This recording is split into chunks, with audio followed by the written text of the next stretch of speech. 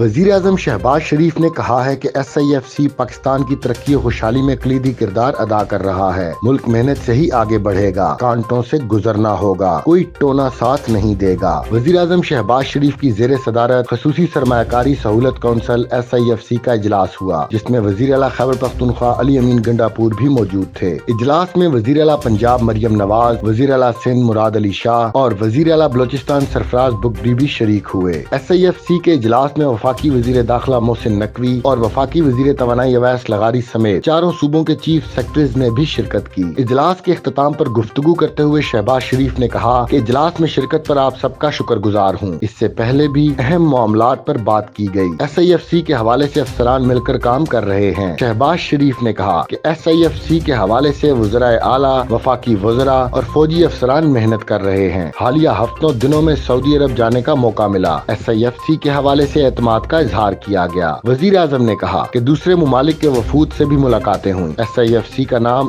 ان کو زبانی یاد تھا۔ SIFC ملک کی ترقی اور خوشحالی میں کلیدی کردار ادا کر رہا ہے۔ انہوں نے کہا کہ تمام صوبوں کو SIFC پر اعتماد ہے۔ SIFC کی شفافیت اور کارکردگی نے تمام ناقدین کی زبانوں پر تالا لگا دیا ہے۔ صرف برادر نہیں، دوسرے ممالک بھی SIFC پر بات کرتے ہیں۔ انہوں نے کہا کہ ہم نے کشکول توڑ دیا، اب تجارتی اور معاشی تعاون کو اہمیت دے رہے ہیں۔ غیر ملکی سرمایہ کاری کی راہ میں حائل کوئی سرخ فیتہ برداشت نہیں کریں گے۔ سعودی عرب ہر طرح پاکستان کی مدد کے لیے تیار ہے۔ اپنے اہداف کو SIFC کے ذریعے حاصل کریں گے۔ شہباز شریف نے کہا کہ FBR کی 100% ڈیجیٹلائزیشن کے لیے ٹیم ہائر کر لی ہے۔ پروفیشنلزم اور ایکسپرٹس کا بہت بڑا فقدان ہے۔ وزارتوں کو کہا تھا آپ ایکسپرٹس اور کنسلٹنٹس سے بات کریں۔ وزیر اعظم نے کہا کہ خیبر پختونخوا اور تمام صوبے SIFC پر اعتماد کرتے ہیں۔ آج عہد کریں ہم اپنے اہداف حاصل کر لیں گے۔ UAE نے $10 ارب کی سرمایہ کاری کا اعلان کیا ہے۔ حقیقت یہ ہے کروڑوں نہیں، اربوں کے خزانے پاکستان میں دفن ہیں۔ ہم نے جرمانے بھرے ہیں، خزانوں کا قوم کو فائدہ نہیں ہوا۔ SIFC صرف افواج پاکستان کے افسران کا نام نہیں، SIFC میں وزرائے اعلیٰ، وفاقی وزراء اور دیگر لوگ بھی شامل ہیں۔ محمد علیم الدین، حق نیوز۔